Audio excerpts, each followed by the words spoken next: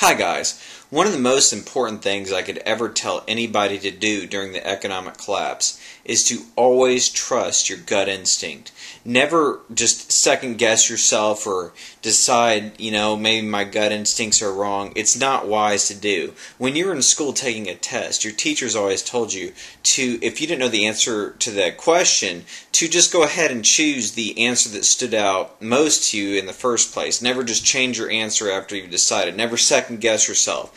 And the same thing applies with the economic collapse. When you see events like the stock market going down again, you see gold going way up, the BP oil crisis, which is going to wipe out basically anything to do with the Gulf of Mexico and Florida, Alabama, Louisiana, and Texas, you can pretty much trust what your gut's telling you, that that's going to ruin and devastate economies in some of these states. In Texas, we haven't been hit as hard in the economic collapse, but this oil disaster is going to wipe out cities like Galveston that are just recovering from Hurricane Ida. It's going to wipe out Corpus Christi and many other cities that are along the Gulf Coast. All the fishery, all the people that sell the nets to the fishermen, all the people who weld and repair the boats and the engine on those boats. The list goes on and on. It's going to devastate the economies in these states. So trust your gut. How is that going to affect the United States economy? It's going to wreak havoc on it because Texas is going to be hurt. And this is one of the strongholds of the country. Alabama is going to be hurt. Louisiana is going to be hurt. And they're already hurting from the Katrina thing. Still, the houses there just, I went out there. It's a disaster out there in New Orleans. Florida, the beautiful beaches of Destin, Florida. I mean, it's terrible what's going to happen there. All their tourism, it's just going to flounder. It's going to go belly up, guys. It's going to be a nasty disaster. All those beautiful key islands, they're gone. They're going to be destroyed by this oil crisis. So I really see havoc coming to the U.S. economy. Now let's talk other issues. What about the Bilderberg group who's talking about attacking Iran? And what about Iran sending flotilla ships over to Israel with relief aid and hospital ships, and they're guarding them with the Revolutionary Guard, the special forces of the Iran army and military. They're sending them to guard these flotilla ships. That's virtually World War III, if you ask me. To have Israel in a confrontation with any Iranian Revolutionary Guard, and you see all the propaganda being spewed through the media to how evil and terrible Iran is. It's like, I watch Iran TV. They're not such a horrible country that everyone believes that they are. I see women without headdresses sitting there on their media, and everybody thinks they're like this movie Not Without My Daughter or something like that, where everyone gets caned and beaten and everything's just there's just tons of propaganda on that country. They're really not as bad as people think. And so anyhow, I want to show you another thing that confuses people, which is the mainstream media. Check this out. Right here on Yahoo Finance it says, gold breaks $1,250. Now what? Go down a couple articles.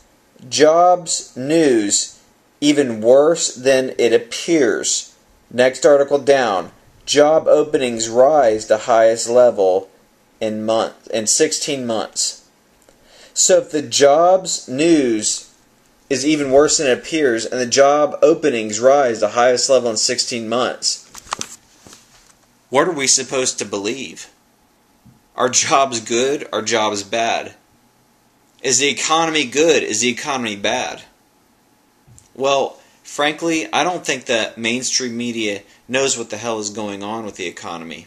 I don't trust anybody in the mainstream media in what their news necessarily says. I trust my gut. And my gut says the ship is sinking. And there's nothing anybody can do about it. So you better get ready, and get ready now. Okay, now I want to give you a couple tech tips because people are going crazy about the technical information I'm giving them. And today will be pretty simple. My operating system that you see here on this laptop is called Ubuntu Linux. It's 100% free. It's 100% community supported. You can download an ISO image of a CD on the internet at www.ubuntu.com. This operating system is virtually impossible. You'd really have to try to get a virus. You do not get spyware when you're cruising around on the internet and web pages. It doesn't work like Microsoft whatsoever.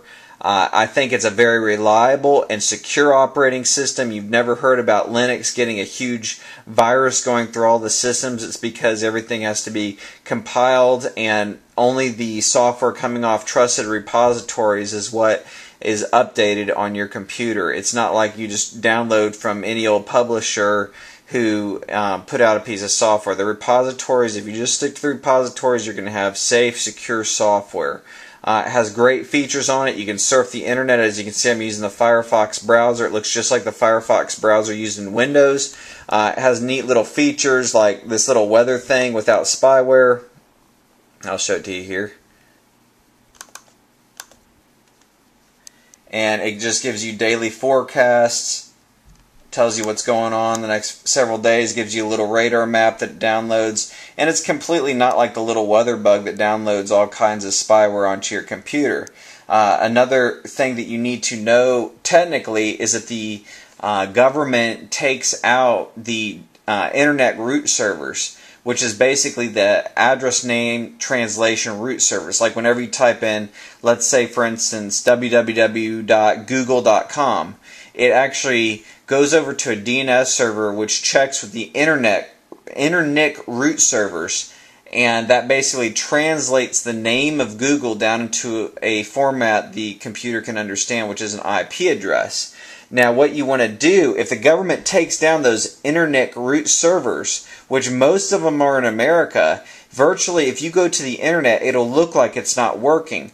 But the government can't take down all the functions of the internet basically by taking out the internet servers. Google will still remain. They'll still have their servers up. So what you want to do to all your favorite sites is go into a MS-DOS prompt and type in the word ping and then type www dot whatever domain name you want. So for instance, www.google.com returns an IP address from Google. And as you can see, it is this one right here, 209.85.255.99. If you copy that and put it in any web browser,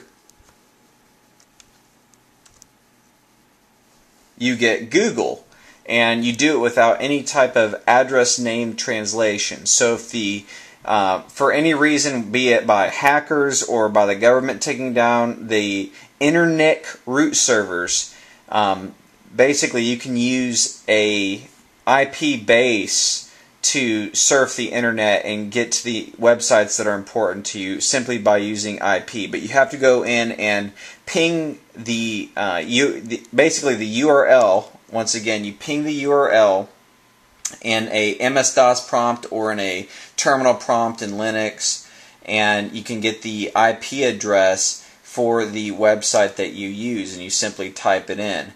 I feel that the government, if there's one way that they could attack the internet, if they wanted to shut the internet down and take control over it, I feel it's going to be through the internic servers, because most people don't know to just simply go ahead and ping the URLs that they know the most and get the IP addresses, and then they can plug them into their browser and still use these sites that exist on the internet. I do not believe that any entity has the capability of completely shutting down the World Wide Web, because frankly no government owns it. You can get to they could shut down certain pipes and that could cause mayhem, but the internet has a way of rerouting things so that nobody goes down. So anyway, that's my tech tip for the day. I hope I didn't confuse anybody, and I'll see you next time.